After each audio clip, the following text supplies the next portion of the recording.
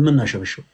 ስናጨበጭው ደግሞ አባ ሕርያቆስ በቅዳሴው የሚፈራ ግሩም ነው፣ በእኛ ዘንድ ግን ትሁት ነው ያለው ጌታ በሰው እጅ በጥፊ መጸፋቱን እያሰበን ነው የምናጨበጨው።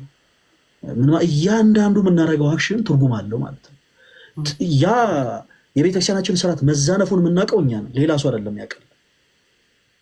ሰው ፍኖተ ጽድቅ የሚባል ማህበር 100% የተሐድሶ ምንፍቅናን እንቅስቃሴ እያራመደ ስለነበር በተደጋጋሚ ተመክሮ ተዘክሮ አልስተካከል ያለ ማህበር ስለሆነ የደቦ ፍርድን ይሻል። የደቦ ፍርድ ማለት የደቦ ውሳኔ እና በመንፈሳዊ ዓለም የደቦ ውሳኔ ምንድን ነው?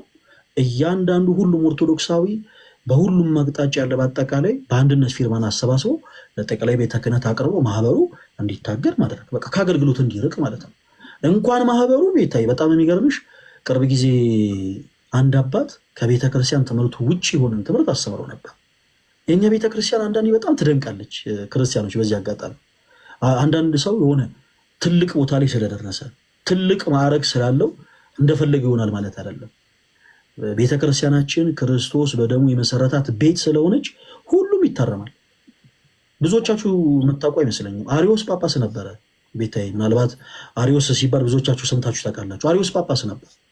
ጳጳስ ሆኖ የኑፋቄ ትምህርትን ያመን እና ቅርብ ጊዜም አንድ ሊቀ ጳጳስ ብፁዕ አባታችን አቡነ ገብርኤል በአንድ መድረክ ላይ በዚሁ መድረክ ላይ ማለት ነው ሰውት የሆነ ትምህርትን አስተምረው ነበር።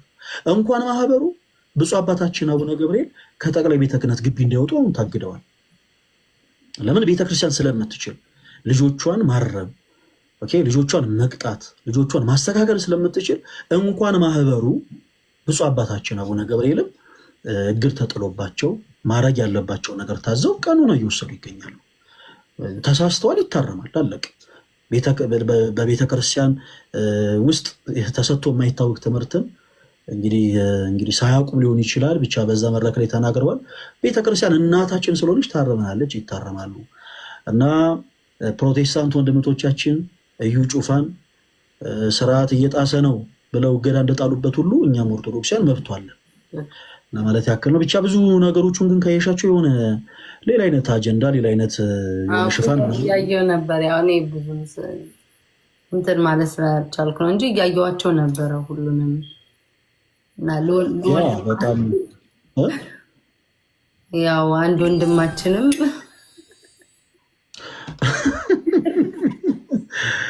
አስቸጋሪ ነው ቤታይ፣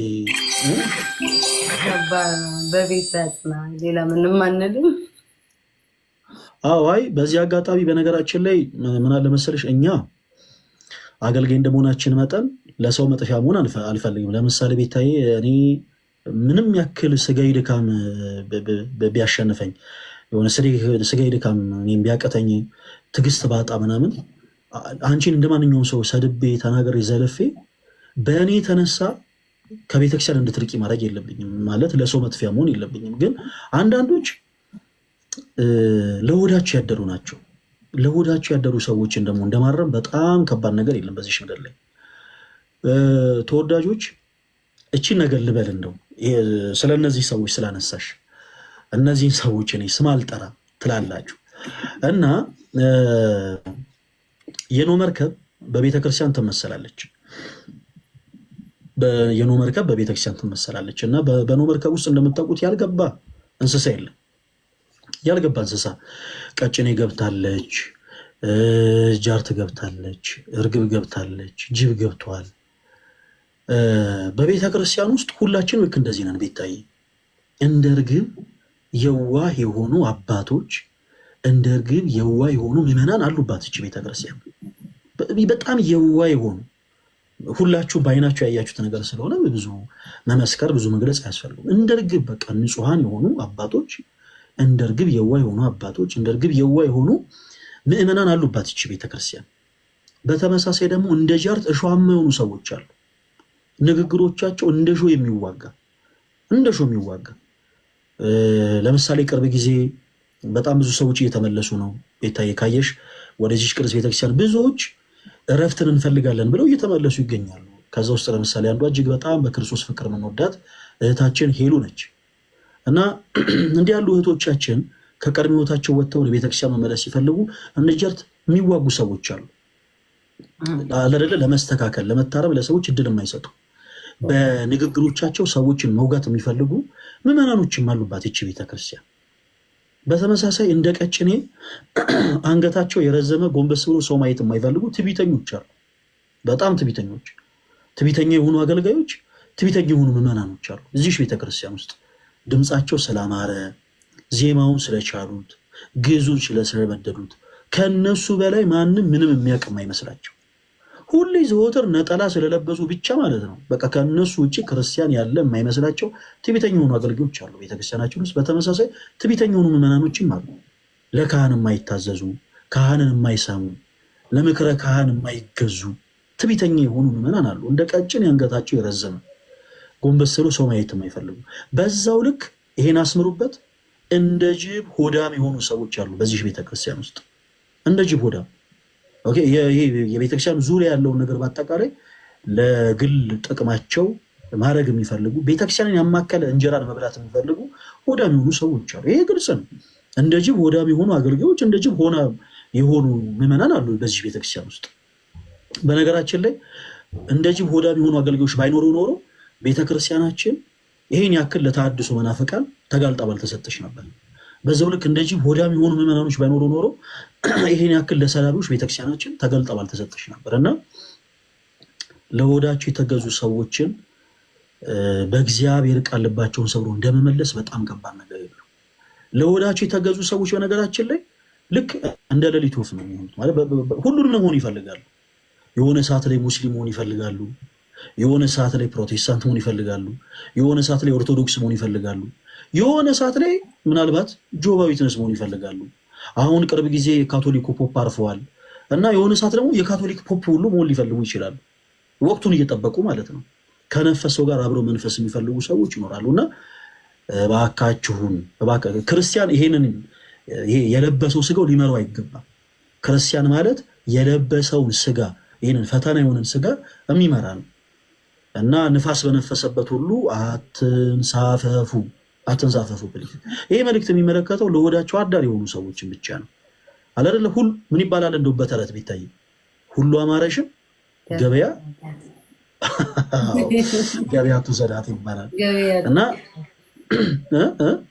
ገበያ ታውጧት ነው ገበያ ትሰዷት በቃ በሁለቱም ይያዝ። እና እንደዚህ አይነት ሰዎች በጣም ከባድ ችግር ያለባቸው። በተቻለ አቅም እናንተም በዙሪያቸው ያላችሁት ወንድሞቻቸው በመጀመሪያ አስተሳሰባቸውን ከሆዳቸው ወደ ራሳቸው እንዲመልሱ፣ ልባቸውን በትክክል ለቃለ እግዚአብሔር አሳልፈው እንዲሰጡ የተቻላችሁን ማድረግ አለባችሁ። እና በቤተክርስቲያናችን አሁንም ጭምር እነዚህ አይነት ሰዎች ፈተናዎች ናቸው። ቤተክርስቲያንን አሳልፈው ለሰላቢ የሚሰጡት በነገራችን ልክ እነዚህ ለሆዳቸው ያደሩ ሰዎች ናቸው። አንዳንዴ ሰው ቤታቸው መጥቶ ሰብሰብ ሲል ይሄ ጭር ሲል አልወድም አይነት ሰዎች አሉ። ጭር ሲል አልወድም አይነት ሰዎች በቃ የሆነ ማንነት አላቸው፣ የሆነ ኦርቶዶክስ ናቸው፣ ግን በቃ ጭር ሲል ስለማይወዱ ማንነታቸውን ይለዋውጡታል። የሆነ ሰዓት ፕሮቴስታንት ይሆናሉ። ከዛ ከፕሮቴስታንቶቹ ጋር ሆይ ብለው በደንብ ኮይኑ በደንብ ጊፍቱ ከተሰበሰበ በኋላ ፕሮቴስታንቷም በአጠቃላይ ሰጥቶ ሲጨርስ ከዛ ደግሞ ያልተበላበት ዞር ይባላል። አይ በቃ ኢንሻአላህ እኔ በቃ አሁን ሻዳ ፈጽማለሁ ሙስሊም ሆናለሁ ይላሉ። ከዛ ደግሞ ሙስሊም ወንድሞቻችንም ደግሞ በፍቅር ነገሮችን በቀናነት ከመመልከት ጊፍት ይሰጣሉ። ጊፍቱ ተሰጥቶ ካለቀ በኋላ ደግሞ ወደ ቅዱስ ቤተክርስቲያን ተመልሻለሁ በእውነት እንደ ኦርቶዶክስ ቤተክርስቲያን ደግሞ እያሉ ድራማ ይሰራሉ። እንደዚህ አይነት ድራሞች እየተደጋገሙ በአይናችን እየተመለከትን ስለሆነ ማለት ነው። እና በቻላችሁት አቅም ሁላችሁም እንደዚህ አይነት ሰዎች ለሁሉም የሚጠቅሙ ስላልሆኑ በቻላችሁት አቅም ብዙ ቦታ ባሰጧቸው፣ እንደው ምርስ ባታረጓቸው መልካም ነው። እንደዚህ አይነት ሰዎች መረሳት ይወዳሉ። መርሳት ጥሩ ነው። ካልሆነ ግን ጥሩ የሰሩ መስሏቸው በቃ አሁንም ጭር ሲል አልወድም ይላሉ። እንደውም አንድ ወንድማችን እዚህ ቲክታክ ፕላትፎርም ላይ የሆነ ሰዓት እስልምናን ተቀብያለሁ ብሎ ተመለከት ነው የሆነ ሰዓት በሳምንት ውስጥ ከዛ የሆነ ሰዓት ኦርቶዶክስ ሆኛለሁ አለ። ከዛ የሆነ ሰዓት ፕሮቴስታንት ሆኛለሁ አለ። ጭራሽ ሰዎች የቆየ ቪዲዮ አምጥቶ ሲያሳዩ በጣም ነው ግራ የገባኝ። እንደ ፍቅር ሲዝም እንደ ደምሳሽ ማለት ነው ነብይም ነኝ ብሎ ያውቃል። አካይ ሰው ነብይም ነኝ እኔ ነብይ ከእግዚአብሔር የተላኩ ሰው ነኝ። እባካችሁ አዳምጡና በእውነት እግዚአብሔር አምላክ ይድረስለት ለዚህ ሰው እግዚአብሔር አምላክ ይድረስለት። እኔ ብዙ አታስሩ እናንተ ሰዎች። ከባድ ነው ያለው ነገር ከባድ ነው።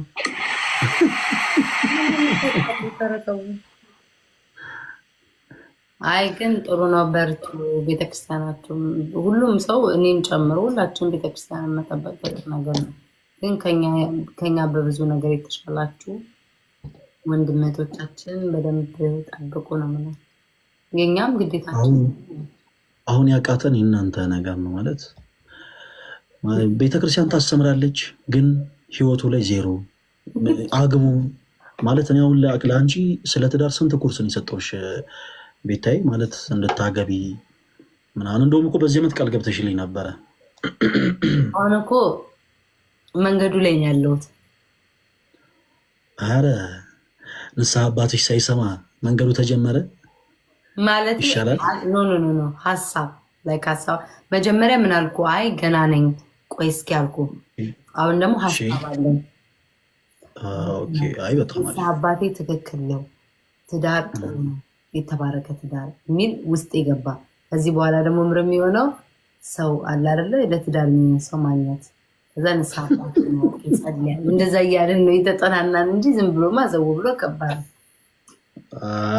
ችግር የለው ነገሮችን ብቻ እስቲ ተመክረ